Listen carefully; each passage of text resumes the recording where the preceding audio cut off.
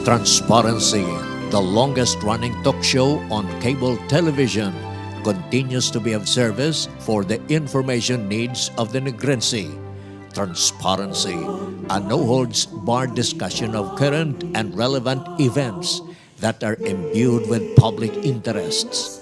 Transparency features interview with newsmakers, health, sports, tourism, education, among others.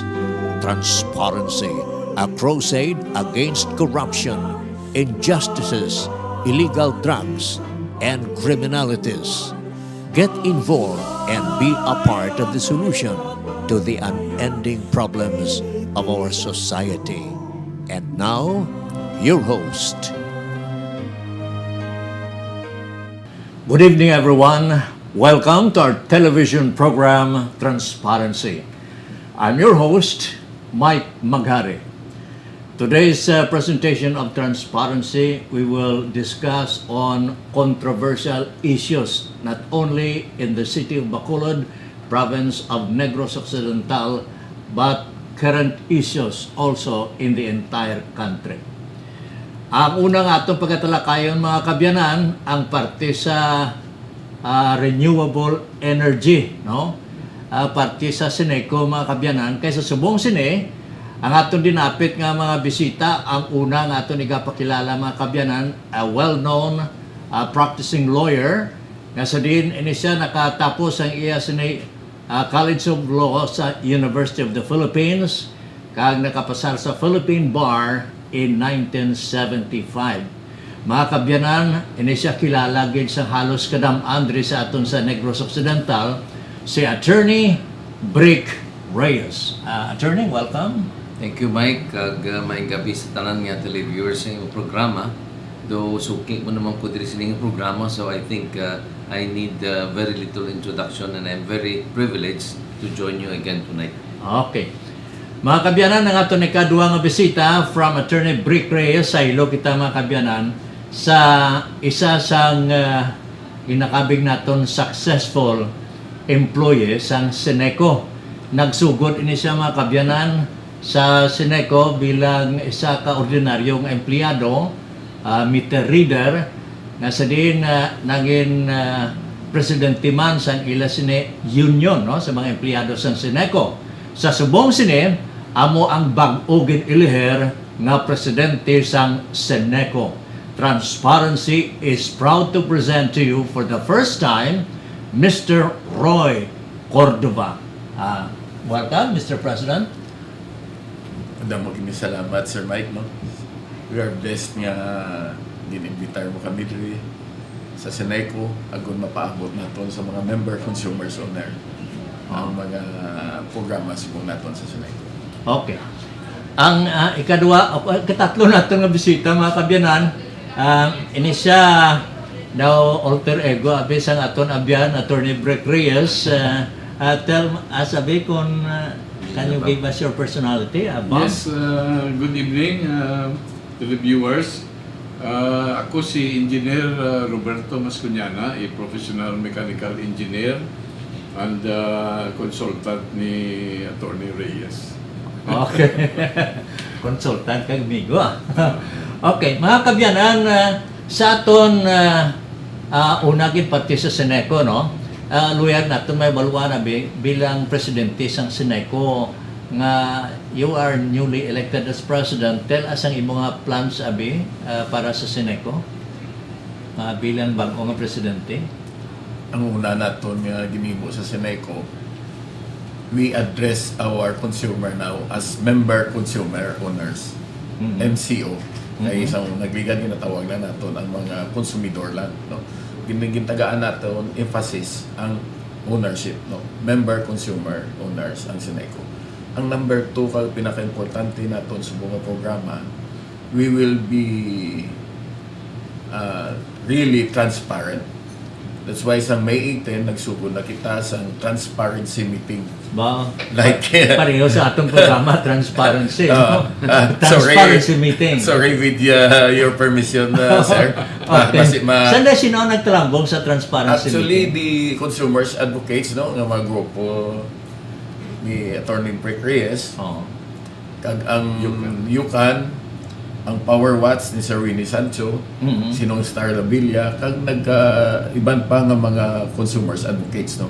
Mhm. Kag kanami kayo, no, kag ang ato ni transparency meeting, we also want to know, no, kung ano ang mga concern nila sa Seneco, particularly kay tinatawag na itong hindi nato makita ang atong tapping, kung hindi kita pagambalon sa iban nga may tapping kita. No, muna siya. Oo. Number 2, na gusto man namon magkuha sang inputs, no, because we don't have the monopoly of knowledge, no, how to run Seneco and the power industry. Oo. Kay hindi lang na nga sila kami lang sa Seneco kung kabalo, kundi ang mga member consumers owner man. Oo. Kaya kinahanglan we also have their inputs, no, for the progress and good service and excellent service of the Seneco for the consumers, member consumers owners ang Seneco. Oo.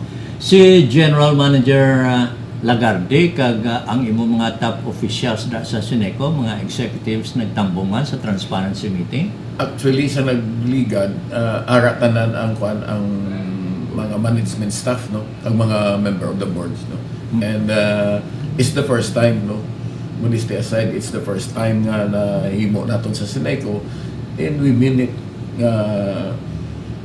kung sa mga gani gusto namon ipakita sa mga member consumers owner kag sa coverage area sa Seneco ang hublas nga kamaturan sa Hublas, Seneco.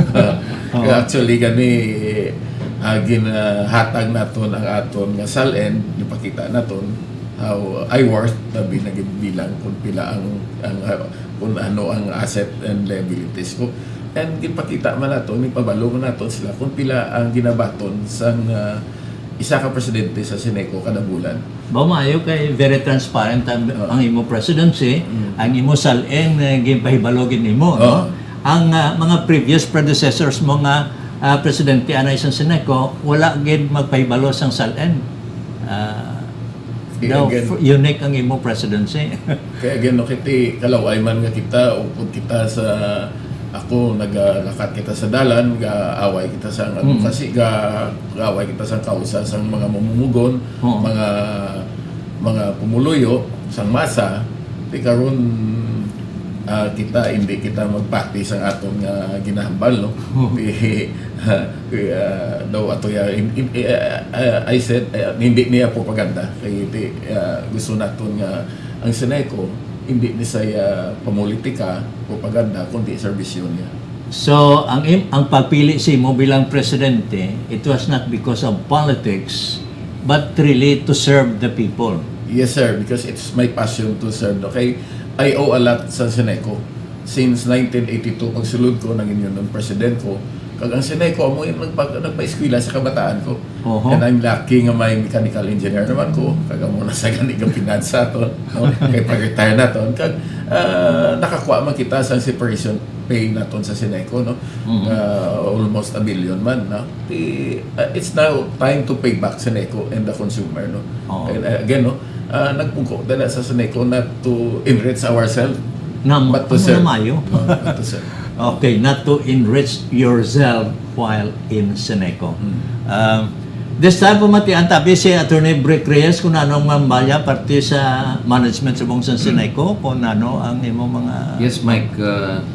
Nalipay gid kami sa pagpili kay Mr. Roy Cordova as the new president of Seneco because we know his background. Mhm. Of course, he belongs to the Cordova family, an old family in the city. Mhm. Like in my case also, we the Reyes, Zaicos are old families here. Mr. Mascuñana, Engineer Mascuñana, mga Oo, old mga timers Mascuñana, kita diri sa oo. siyudad sa Bacolod kag sa Negros. And Roy is a man of the people. Mhm. In other words, his track record is like that. He is representing the rank and file people in labor before sa Seneco, and now kami nga mga membros ng kooperatiba, we feel that we are part of a cooperative. Unlike before, nga kami, consumers lang kami, but we are not members of the cooperative. In fact, ang iban way nagatambong sa General Assembly, kidumdum nila, hindi sila, rason magtener da. So, this opens a new page sa Seneco where we have a president who is pro-member consumer. Amo na niya, pro-member consumer. Pero sa subong sini, mamangkot kita kung ano na subong ang financial standing sa Seneco, especially ang atong collection efficiency, daw okay?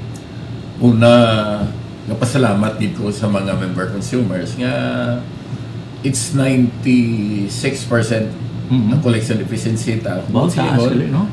Labit na almost nga nagabayad gid ang mga consumers naton.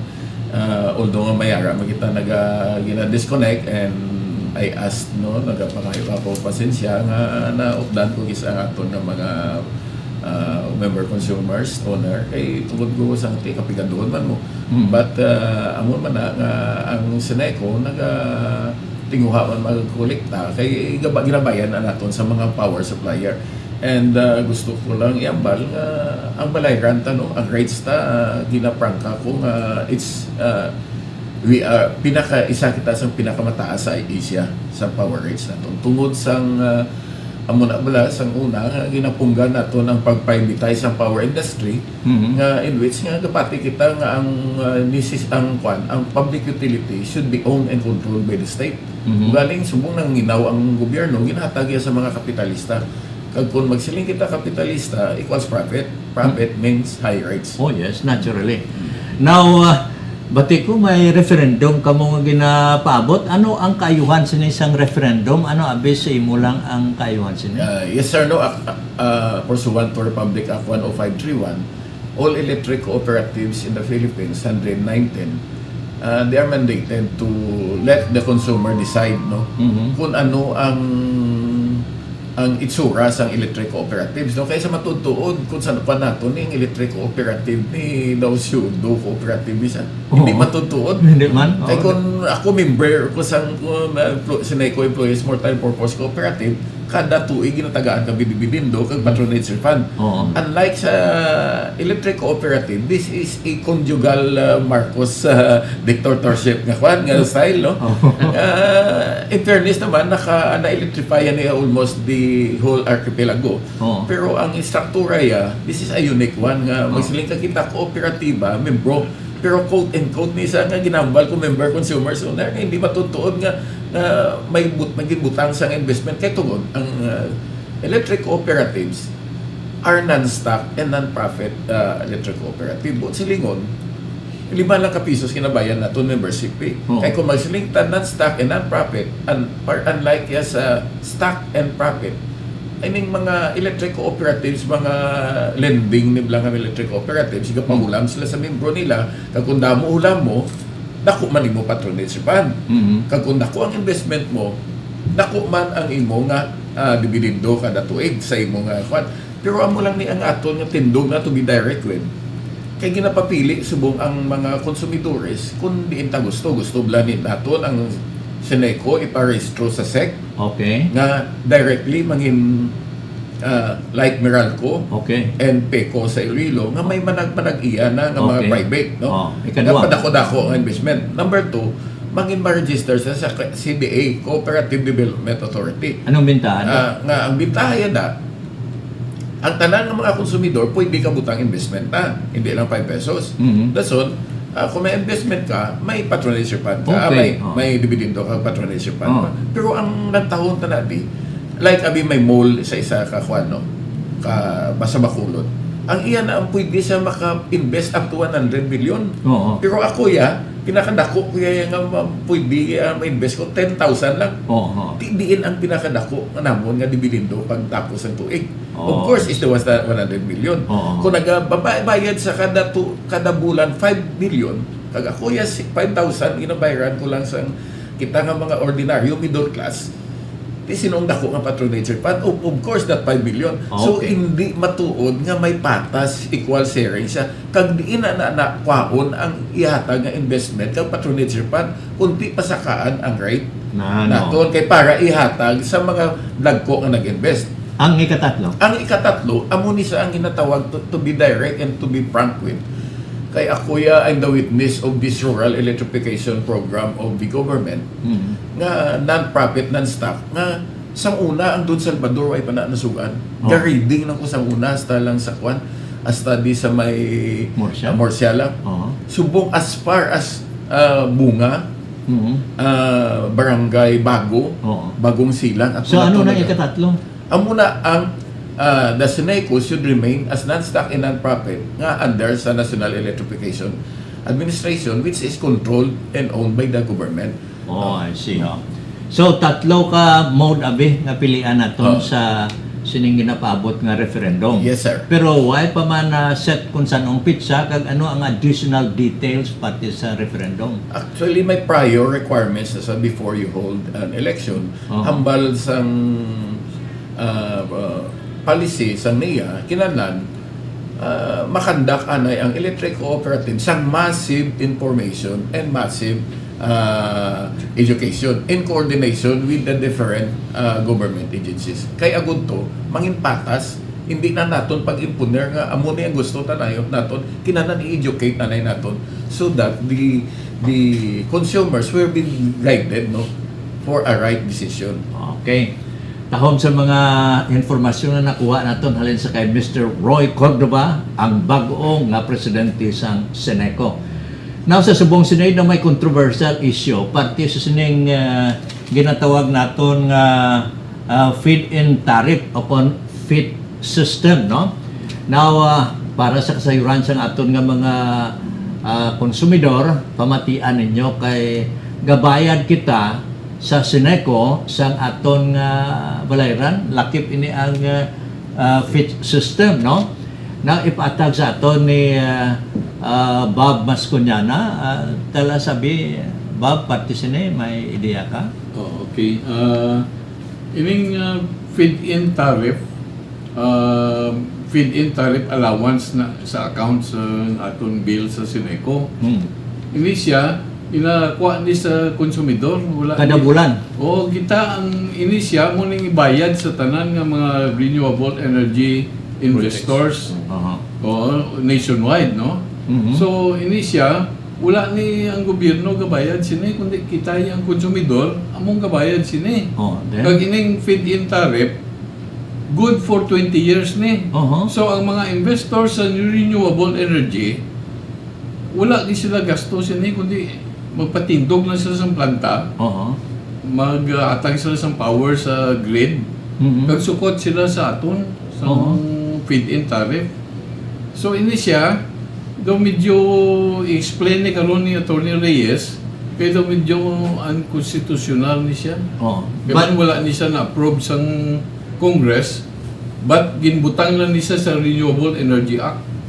I see. Oo. So kinanglan niya Congress gid ang maghimo sini para sa pag-implementar abi, no? Yes. Kaya makita naton, ipakita naton sa TV screen kadako gali sang utang sang gobyerno sa mga renewable energy developers, no? 6.6 billion pesos. Pero ang aton mga konsumidor kada bulan ginabayran ini sa mga konsumidor, pero naga-transaction sini daw lain ang ginakatuan sa kwarta, no? Can you briefly enlighten us, Brick Abi, pati sini nga bagay? Yes, Mike. Kinanan maintindihan kisa aton na nagapalamati nga kung lantawon ninyo inyo electric bill kada bulan, sa lower part may ara dira entry nga ginatawag feed-in tariff. Allowance. Ining feed-in tariff allowance amo ni ginagamit sa gobyerno pagbayad sang tanan nga renewable projects. That means solar, Mhm. wind, hydro kag biomass under the Renewables Act. Ang subsidy nga kwarta halin sa feed-in tariff amo ning gamiton sa pagbayad sa mga proyekto. In other words, kita nga mga konsumidor among ga-subsidize sa renewable energy projects ng gobyerno. Okay. Hindi ang gobyerno. Hindi ang gobyerno. Hindi ang gobyerno ang Kwarta gabayad yan sa mga Aton konsumidor. yung konsumidor, Oo. ginatipon ng kwarta ni sa pagsugod 4 centavos per kilowatt hour. Karon Gin-increase sa 12 centavos per kilowatt hour. Kag subong, they are about to impose 18 centavos per kilowatt hour. Now, kung lang tawon mo lang ang imo electric bill, do kagamay mo lang, Oo. may additional 50 pesos, 70 pesos kada bulan. Pero kung Sakto Sakto. muna tanan, Pwede ka na ko. considering that kita ng mga konsumidor sa Sineco pa lang. Sinay ko pala. We consume about 60 million kilowatt hours every month. Ti multiply mo na by 18 centavos, hundreds of millions na. Oo. In fact, correct me if I'm wrong, Mr. Cordova, nga ang aton nga Sineco ga tipon na mga 8 million pesos every month. 8 million. Yes. Di Nga na nagakadto. ginaamot naton dira sa feed-in tariff. Pero di nagakadto ang koleksyon sa Sineco. Ang collection sa Sineco kag sa tanan, all consumers all over the country, which means billions of pesos every month. Kakadto na siya sa National Transmission Company ng Transco ginatawag nila. Oo. Kag sila among nagabayad sa mga, for example, sining solar sa San Carlos, solar sa Cadiz, Cadiz, oh. solar sa Silay. All of these solar projects are paid for by Transco using the money nga natipon sa feed-in tariff. Bale, ang kwarta ginabayad sa mga konsumidor, ang kwarta gali nagkadto sa Transco. Transco. Pagkatapos ang Transco amo ang nagabayad sa mga renewable developers, no? Yes, because ang binta kung nara ka sa accreditation sa Department of Energy para sa renewables, kay man not all renewables are covered by the subsidy. Only those projects nga gin-accredit sa DOE. Kung ara ka na sa listahan sila nga ini mga bago nga mga solar power, why kaya problema sa pagbaligya sa imong produkto? Kay dasok mo lang yan sa grid, may metro na May metro na, automatic ya bayaran ka sa grid sa imo na para napasulod nga kuryente. Okay. So there were so many foreign companies, mga multinationals who have invested in these solar projects. Dira sa San Carlos, dira sa Cadiz, all these big projects usually have a foreign component. Kaya man ti, why ka marketing problem? Oo. Baligya mo ya ara dayon. Ara na yun. When you are Pero supposed dyan to ay be paid. ang gobyerno may utang nga 6.6 billion din karon nagkadto ang kwarta yan sa mga konsumidor nga Kaya mo nang manami bayaran. pamagutod sa Transco to ask them para sa accounting sining kwarta nga natipon nila, billion sini Mike. Oo. And kita nga mga konsumidor, kung isa do hindi takabatyag, kaya man ang ginakuha sa aton bulsa, Sinintimos. sa sinintimos lang. Pero kung tiponon, mabilyon ang Oo. ginatipon. And for me, ang pinakadako nga anomalya, nga kita nga mga konsumidor among ga-subsidize sining tanan nga solar, hydro, biomass, even wind, pagkatapos ginabaligya sa wisam at a loss. Kaya man ginabayaran at a high price, ang subsidy is about originally mga 9 pesos 60 per kilowatt hour, gin-reduce nila to about 860. Ang baligya isang wisam tag 1.80, 1.90 lang yan per kilowatt hour. Di brato Bratok tama, so ginapirdihan. Pero ang income nga matipon sang wisam by selling the renewable power nga gin-subsidize naton, why nila ginauli sa aton? Nga kita nag-subsidize, tapos sila yung nagkuha sang proceeds sang pagbaligya sang kuryente. daw plain and simple pangawat na. I think it is highly anomalous ining fit. That is why nga si Attorney Joe Max Ortiz, Starla Villa, and I have designed the case nga questiono namon ini ang legalidad, constitutionality sining pag-imponer sa fit, which involves billions of pesos nga ginalukdo sa tanan ng konsumidor all over the country so that ini mga multinationals makaginansya. Oo. So, do ka anomalous kag ang wisam ginabaligya ang power that we subsidize at ay loss, so ang income sila yung nag-appropriate sa kwarta. Ba, portigil kaayo, no? Now, ano abi ang reaksyon sa presidente sa Sineco parte sining fit and tariff system nga daw hindi mayo ini para sa mga konsumidor, kaya ang konsumidor amo nagabayad pagkatapos ang kwarta daw hindi naton may baluan kundi nagakalagtong. Ako nga po, nagapasalamat ito sa grupo ni Attorney Brick, no? And I'm willing, no, as president of the board sa Sineco and representing the consumers of Sineco, I'm willing to be part and to be one of the complainants sa ban. And I'm Bawang committed. tabo, no? No, kaya nga, sa nakita naton, unang taon naton ng Republic Act 9136, iniblang ipera, Oo. nagabutang nada sa entrada yagid nga kinahanglan ginpasar ang ipera for a reasonable rates. Yes. Isa nang plastar naton ni Attorney Breck na unreasonable gid siya. Kay ang guaya ang mantika sa konsumidor iya man gisa. No? Oo. So amo na sa right now, no? Will be one of with Attorney Breck to file a case, no? Oo. Question. No, to or petition to the Supreme Court regarding the constitutionality and legality, no? Kaya nakita naton sila nga against ang Republic Act 9136 reasonable rate, therefore it's against the law. Oo. Ang fit Okay. kaini. Oo. So mga kabyanan tahog no, klarado nga sa din si Attorney Brick Reyes, Attorney Jomax Ortiz and company are planning to file a case, no, or a complaint against sa mga tao involved sa sining fit-in tariff system nga sa din halin ang kwarta sa konsumidor pero daw hindi ma-account wala sang transparency ang accounting sining nga kwarta. Kaya ang Sineco gani kada bulan daw 8 milyones. Di ka dako sina kantidad. Luwas pagit sa iban nga mga electric cooperatives all over the country, billions of pesos na nga daw hindi nato may baluan kundi nagakanto. Mga kabyanan, we will take a quick break. We will be back after a few reminders from our sponsors.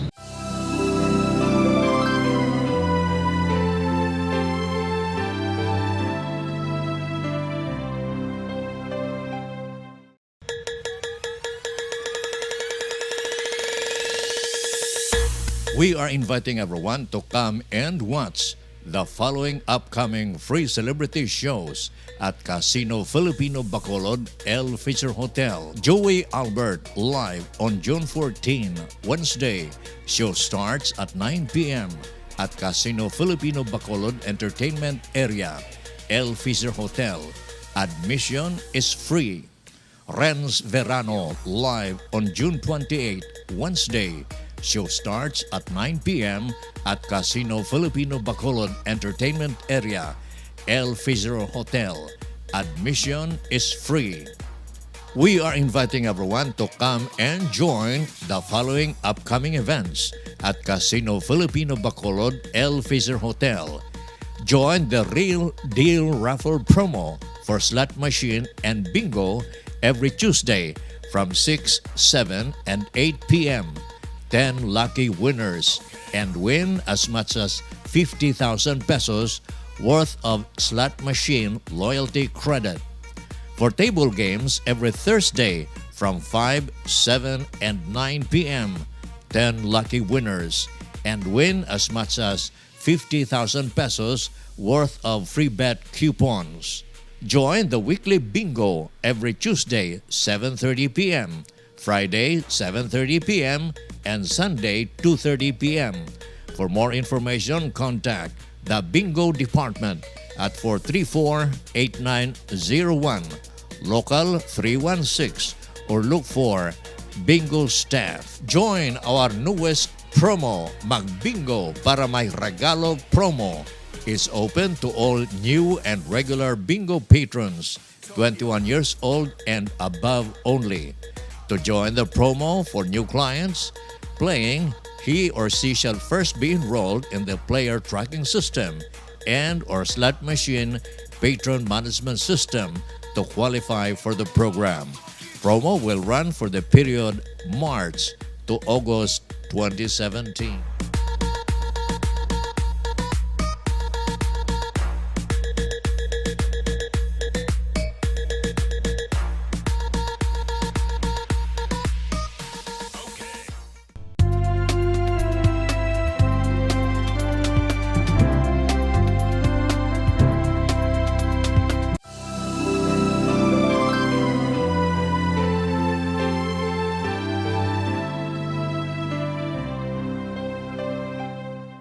Welcome back to our program, Transparency, right here on Sky Cable Bacolod with your host, Mike Maghari, kag sa aton dinapit nga mga bisita, si Attorney Brick Reyes, kag ang aton bag-o na pilian nga presidente sang Sineco, Mr. Roy Cordova, kag of course si Mr. Bob maskon niya na, no?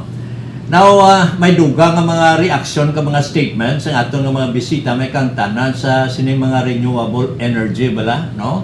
Parte sa sining mga solar system nga atong ginagamit subong kung bala maayo ini para sa aton environment kag kunano pagid ang dugang informasyon nga ma-impart sa aton nga mga bisita, Roy?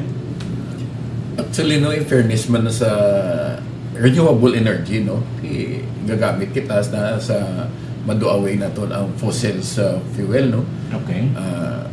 like coal, no. Pero ang kunang taon naton may environmental hazard man ni sa effect, no. Kaya limbawa, isa ka hektarya sa katubuhan, Okay. ginbutangan solar panel, Mhm. ginahakop yan na hindi bla Moisture. ang Init. init, Oo. ang sunlight, kag ang paligid yan na, palibot yan na. Palibot No, parang yan. bla sa kalan, sa palibot sa kalan, mag-iping ka init man. May Oo. Kaya apektado man ang mga tanong sa kilid. So, hindi makatubo mayo Oo. ang sa kilid. Amo na sa sitwasyon niya, kay tugod ma-reflect man tong init sa tupad niya. So, amo ina ang isa ka, ng taon na to, it's basic eh. Nga, kung may isa ka butang na mainit, Oo. sa isa ka lugar, sa palibot niya na, of course, ang malaptan ng init. So, amo na tani, it should be revisited in ang technology. Kahit Oo. unlike ya sa iba niya, sa ato niya, ginabutang, sa in fairness, no, sa ibang nga nasyon niya, may mga technologies layang kung paano nga magpag-plastars na. Galing ka ato niya, bisan diin lang, katubuhan naton, we are the sugar industry. Oo. Gin-convert naton sa why regulation? Could I add? Oo. Sige, Bob. Dapat sinada, no, may buffer zone ina mo. Dapat sa ilang environmental compliance certificate sa ECC nila, may buffer zone na sila sa Palibot. kung 1 megawatt is equivalent to 1 hectare, Mhm. kilala na kung abi 10 megawatt sa imo, kilala na sobra sa 10 hectare sa imo, kilala mo tagan mo da all around may buffer zone kada kay tungod sang radiation sang solar. Mhm. May ang sun may radiation mo, so ang paligid apektado man. Okay, reaction, other reactions, attorney? Mike, ako personally, I support the program to encourage renewable sources of energy. Nga bilang hindi kita magsalig sa fossil fuels, but we should try to tap solar, wind, biomass, and even hydro. Kaya para sa akon, ang diri sa aton isla sang Negros nga wala nato na tap properly is hydro power. We have several rivers with great potential for hydroelectricity, which we have not tapped. Ang aton mga politicians, leaders have no vision of looking at these rivers as potential sources of cheap energy. Mount home na, Ako yan, hindi gid ko sold katama sa this stage sa solar energy for the simple reason nga aton grid nga ginadasukan nila sa ilang kuryente is not prepared to accept this intermittent source of power. Ang solar ya kung mainit lang mo, kung mag-cloudy daw, kung magbagyo, wala na solar. Kung gabi, zero power na sila. In other words, hindi mo niya masaligan niya ang solar solar farms for a base load or a consistent source of power. Nangilay power kung fluctuate, hindi na yan consistent. Di pagsulod sila sa grid, nag-fluctuate ang power, mag-disrupt mo ang kurinting ara mandra sa sulod. So, I'm against the solar power projects at present because our grid is not prepared to accept them. Okay. And as a result, we already have experience nga ang sa norte, sa Bresco area, damo na sa mga appliances kakaguba, kay tungod sang solar energy nga nagsulod, nga gin-utilize nila, nga nag-fluctuate, guba imong appliances. I see ka na ko galis na halit sa aton nga mga konsumidor dra sa Bresco area. Yes, in other words, our Department of Energy has not properly prepared the infrastructure for solar energy. While I am not against the solar power, I am against nga sugdan ninyo nga way kamo ka preparar. Di kundi ang konsumidor naman nag-suffer, ang konsumidor pa mo ga-subsidize sining solar power farms. Basta may kwarta gani nakadasig, no? Pero ang after effects ini sa ulit lang mabalaan nga hindi gali mayo, no? Now, sa ilo kita mga kabyanan, sa another controversial issue kay halin sa una, updanay kami ni Attorney Brek Reyes kung corruption ang pagambalan kag mga controversial issues bala sa sugar industry, updanay kami sini sa tunguna. Now, kay ini siya, ang iya sini advocacy, isa man sa major advocacies about graft and corruption, kay isa man ni siya sang daw nag-file sang kaso bala sa mga opisyalis sa provincial government. Now, karon na bati ko, mabakal sa eroplano para sa probinsya. Mabakal naman sa Buffalo, halin sa Australia, no? Anong take mo sini Abi? Ako damo gid sang kwarta sa atong provincial government nga pwerte magpamakal sa mga kagamitan hasta mga kasapatan nga sa imo lang pamatsyag nagmadinalagon ang pagbakal sa mga karnero ka mga baka. Di mo na gani ang ato niya pamangkot, di na to ang 5,000, sobra sa 5,000 nga karniro nga ginimportar ni Governor Marañon sang nagligad nga mga tinuig. Where are they? Kag sino ang na-propagate bala tong karniro sa aton isla? So hindi na mga makita ng mga karniro to kay kinpangkaon sa ginto kag kung ano pag ginatabo. Di ba base ara para sa Murcia?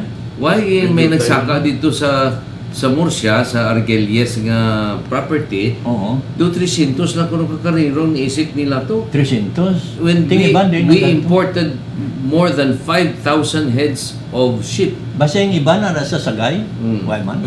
Ambot lang kung ang iba na think do na ihaw na to sa ginpakaon sa restaurant, no? Oo. But that was for me a waste of public funds.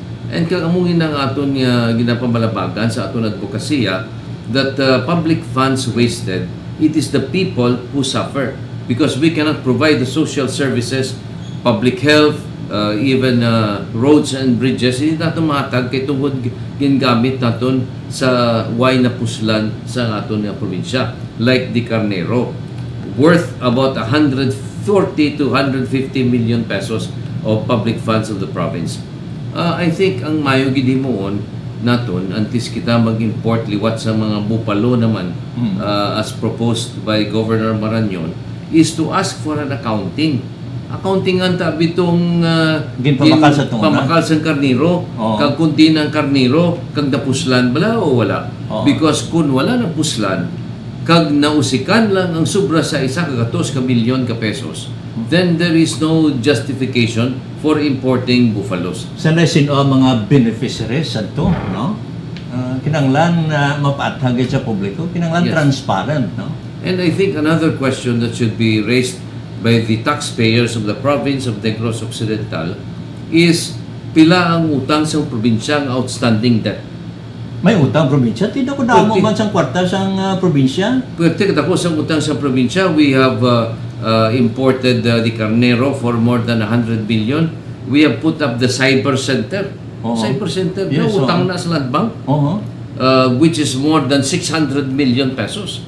So ang utang sa probinsya is not less than 1 billion pesos. Ti bakal eroplano, may damo ka utangan, bakal eroplano, ti cloud seeding man na yan. I think they will have to secure the approval of the Commission on Audit before such a purchase can be made. Ti kun ang commission on audit abi daw hindi ka kita sang mga figures na basta okay lang ang sangguni ang panlalawigan daw okay na tanan. Muna nga kung ma-disallow na sa ulit, dala mo ng sanggunian panalawigan sa kaso sa ombudsman. I see. That Pero is- hindi blame may kaso ang ginpasaka ka ano tanong Yes, na we tabo. we have, na pungkuan to o We have filed a complaint against the Governor Marañon and responsible officials for the importation ng karnero sobra sa 5,000 involving more than 100 million pesos of provincial funds kay tungod wala bidding. Oo. And that is a mandatory under the Government Procurement Act. pero diyan ay kang kaso sa buong din na. Ara sa Office of the Ombudsman, we were reliably informed nga may ara na sang order nga ipagwa. Pero nauna pa ni gani ang second complaint namon about the Argelias purchase Okay, ho. property. So, all of these cases, Mike, hindi niya personal, hindi niya political, kundi what we're interested in is that our government officials utilize public funds properly and for the benefit of the people of the province of Negros Occidental, hindi pag-iwalas kay kadamo sa kinahanglan naton. Okay. Pero dyan ay ka, may mga parking fee man na nabatian. Well, there is a story among lawyers nga dira sa Office of the Ombudsman kadugay sang kaso kuno ma-resolver kay may ara da kaso nga inabayaran sang parking fee. O ano na Ang parking fee is ang investigador ginatagaan kwarta para nga taguon ang folder para hindi anay maaksyonan. Oho. Ti ginatawag na parking fee para nga hindi maggiho anay ang salakyan na kundi sa parking Nga lot. parking, ho. Ka parking lot ay gagiho. Way gagiho. Ti mo muna. Ti saan na mga andar? Ti ang kun ukayon mo na to kag pabaloon si Conchita Carpio nga do may parking fee to how? Then ukayon ni Conchita Carpio so maggiho naman na. Ti base mga 10 years or 15 years pa na mabukaran? Ati, I think we are working on this to make sure that ining complaint about the Carnero which was filed in the year 2013. Oo. It is already 2017. Why pa kabadala bisan isa ka summons? Ato? So there must have been a parking fee. Oo. And we want to find out kung sinong responsible for the delay. Amo na ginatawag na justice delayed, justice denied. No? Amo ginas Pilipinas, ado kahinay sang aton hustisya. Mapatay lang gin pasakaan sang kaso, hindi pa madesidihan. Mga kabyanan, dali lang gid no, ang hambalan naman naton parte sa sining top story sa bilog nga Pilipinas ining pagdakop sa amay sa mga maute nga sa di nadakpan sa isa ka checkpoint sa kahapon sang aga 10:30 dito sa siyudad sang Davao. Now ipakita naton on television screen mga kabyanan si ini siya si Kaya Mura Maute, no? Amo ni siya ang amay sang duha ka mga masiling naton bantog nga mga Maute brothers anay Abdullah kag Omar Maute nga amo subong ang nag-upod sa mga ISIS kag Abu Sayyaf sa siyudad sang Marawi nga padayon ang bakbakanay dito, no? Kag isa pagid sang balita nga puwerte nga kwarta ang nakita mga kabyanan sa isa ka lugar nga naagaw abi sa mga Marines o makita on television screen ang 56 million pesos nga kwarta. Ambot kon urig ini o genuine nga kwarta o kon peke base nga manufacture sila sang kwarta. Pero may upod pa nga mga cheque 27 milyones ka pesos nga kuno ang nag-endorse ni ang duha ka mga narco politicians sa Lanao del Sur, no? So sa subong sini gina-imbestigar sa gihapon sa aton nga mga opisyales sa gobyerno, of course sa mga different agencies of government, especially sa aton military nga amo ang naga-usisa sini nga bagay. So puti nga kwarta ho, limpak na kwarta. Kaya sunod sa kay President Duterte sa linya, ang rebellion is being foiled by illegal drugs, no? Ang rebellion konektado ang illegal drugs dra. So mga kabyanan amo ni ang nagakatabo subong sa inaway dito sa Mindanao. That's why martial law sa Mindanao gapadayon 60 ka adlaw, third week na ini karon, way gihapon mapuntat o matapos ini nga giyera. Kuhaan man naton sa pila ka mga statements mga kabyanan ng aton dinapit nga may mga bisita, may kangtanon sa sining top story sa bilog nga pungsod Pilipinas, ining martial law sa Mindanao after the break.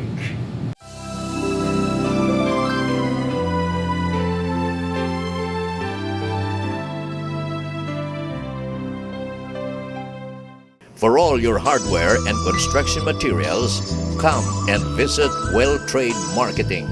Well Trade Marketing has all the complete line of hardware and construction materials, from paints, steel bars, cement, nails, GI sheets, and many others. You name it, Well Trade has it. Conveniently located at corner Lopesina and Rosario Streets, Bacolod City. For more information, please contact 2672 to 74.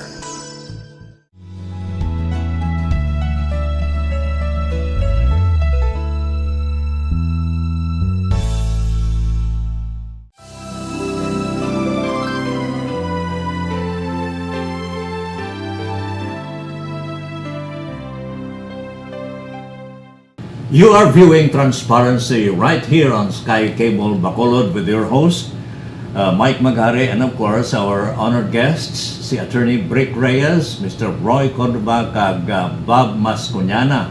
This time, ang aton isa pagid ka bisita, no?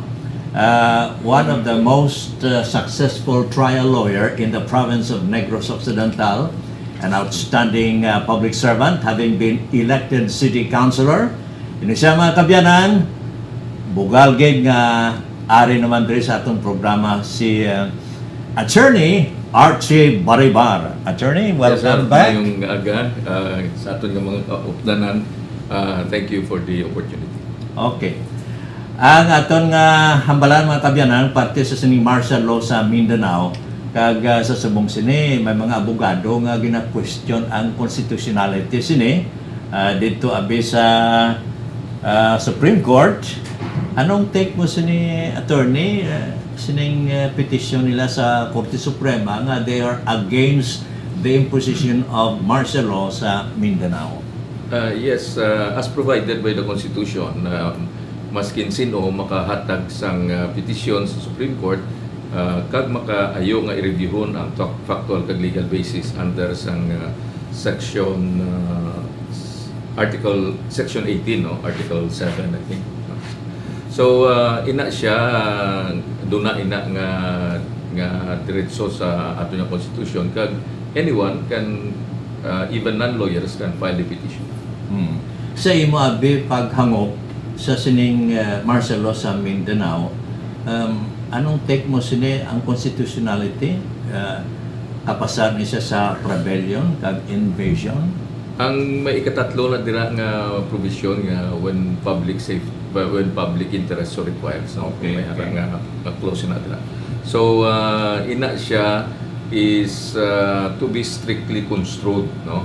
So mahimo na siya karon nga issue sa Supreme Court kung bala after two bodies who are its co-equal, ang executive ug ang legislative, maghambal nga may factual and legal basis kung ano iya ang interpretation sa Supreme Court.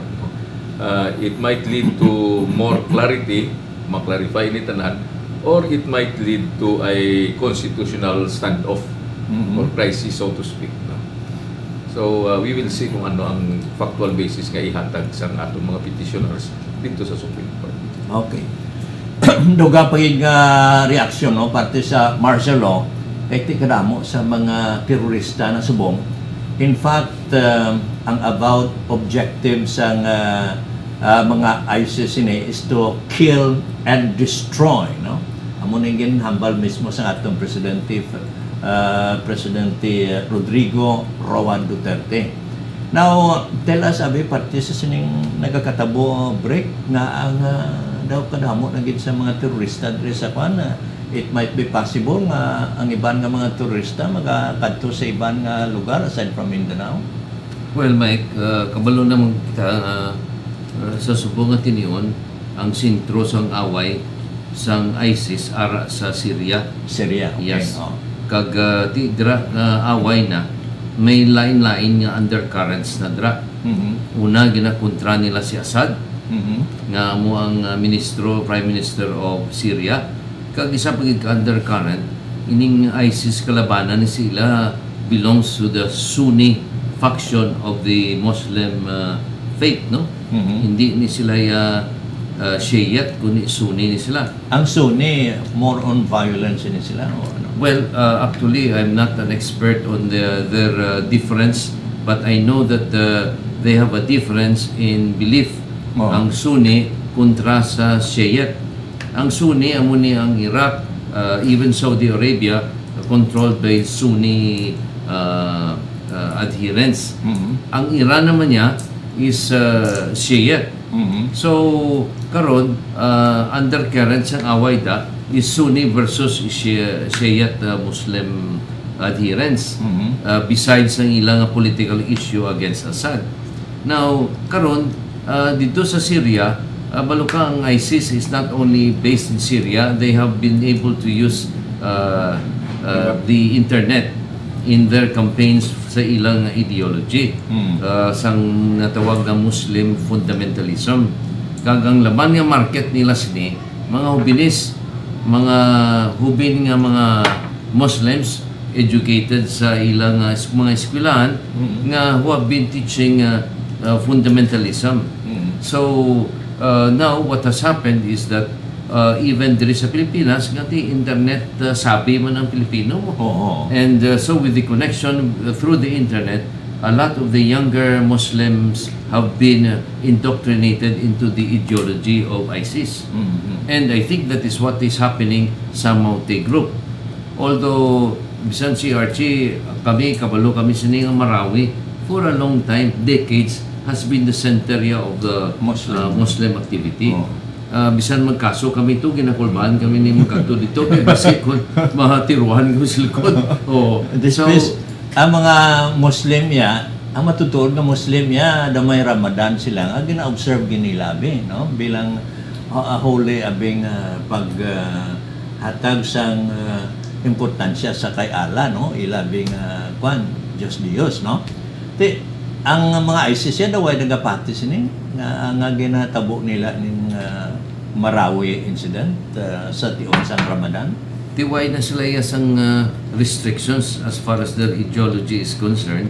And kita mo ng brutality sa nila pag deal with non-Muslims. Kaya man ti sa Quran may arada sang isa ka provision nga ginaawayan man nila mo nga death to the non-Muslims. So that is perhaps a strict interpretation. But ang ako niya pananaw dira sa Marawi is that dugay na yan nga hotbed na niya of Muslim fundamentalism. It is only now na it became violent because I believe they are getting financial support from the outside.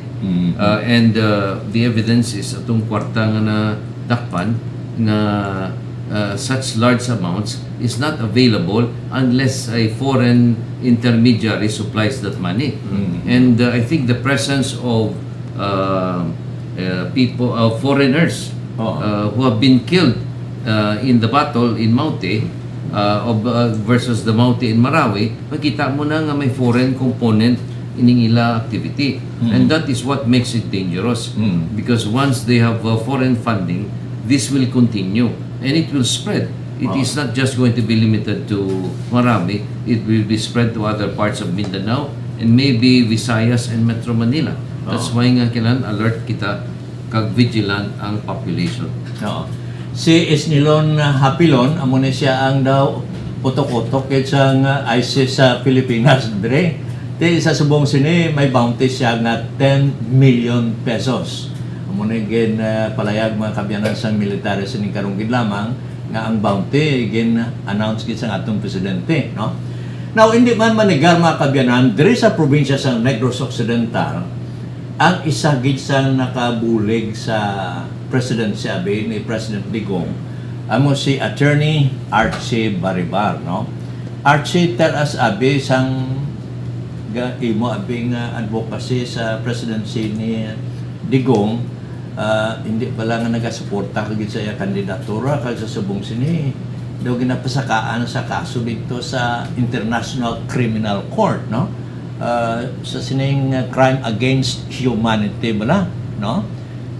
Ano ang reaksyon mo sini kay alin sa una daw nagapati kagid sa governance ni President Duterte? Well, hindi man kay blind follower kita yan, Sir Mike, no? Ang aton is given sa aton nga sitwasyon subong ano ang aton nga best choice, no? It seems we have exhausted all means before President Digong, and when President Digong came, we have a president who had broken the conventions of all presidents before him. And for that, I believe that he is the man of the hour. Now, ang bahin naman niya sang international court nga issue, I would rather nga consider that as a form of the expression, the freedom of expression. No? I would not consider that as an entirely legal case because my sense is under the situation, this is their form of protest and this is their form of saying that we are against Duterte. I will grant the right to protest and to say something and to say all the negative things because that is the right to free expression. But as far as the legal basis is concerned, I don't think it will even touch first base. No? But suffice it to say, pabayaan lang kay that is something that we should all see if that is the kind of protest that the opposition would want. Let's have it, no?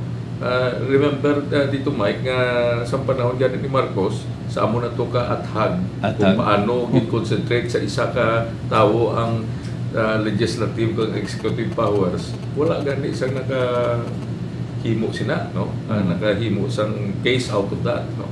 Because it is essentially a very, very tall order, no? Ang buhay sina daw si Pol Pot bala, kag si Hitler, kag si sino pa kaninang kag si Idi Amin. Idi Amin, Nga amo na ka grabe sang historiana nga there is no sense or color of right to it, no? So ako I'll just grant it na it's okay, that's part of how things should go as far as governance is concerned. Hindi man manigar kay te kung maayo kung nga presidente damo ka mangyapon sa mga critics, no? Hindi man na madula ang mga criticisms, no? Kung sino man ang aton nga mga leaders. Of course, sa tunguna nga Marcelo ni Marcos, ginsirhan, ginpadlak ang ABS-CBN, alos tanan nga mga media outlets, print and broadcast, wise ang freedom of expression. Karon kada gihos ang atong presidente may rally, daw why man niya abi sila nga may freedom of expression nga ginakorte abi ang present government. So we will wait and see kung ano ang mangin resulta sini. Kay ti active ang mga katabang aton ng mga local courts, Court of Appeals and Supreme Court. Ti ang International Criminal Court ang bot kung anong jurisdiction nila sini. Kay ti ginbuto ya si digong sang minilyon ya nga mga Pilipino mo, hindi lang sa aton sa pungsod, hindi sa luwas man sa pungsod. So, we will wait and see kung ano ang matabo sini. So, why nagkatasang panahon, pakabayo naton, abi, si Mr. Roy Cordova, ang aton bago na presidente sang Seneco, kung ano man ang iyas ni parting shots, kag possibly, basta may ipalayag man sa parte sa Marcelo. Actually, ang aton dahil bilang sa electric operatives sa bilog ng Pilipinas, we are also grateful with the present dispensation of President Digong kay gin-support agad ang gin-enhance siya pagin improve pagin ang Sitio Energization Program.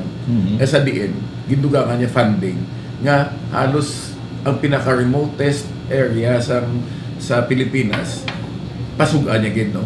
So, silingon 100% electrification ang programa ni President Digong sa electric cooperatives. So, party sa Seneco, sa liwat, Sir Mike, nagpasalamat din kami sa mga member consumers owners sa Seneco. Please pray for us.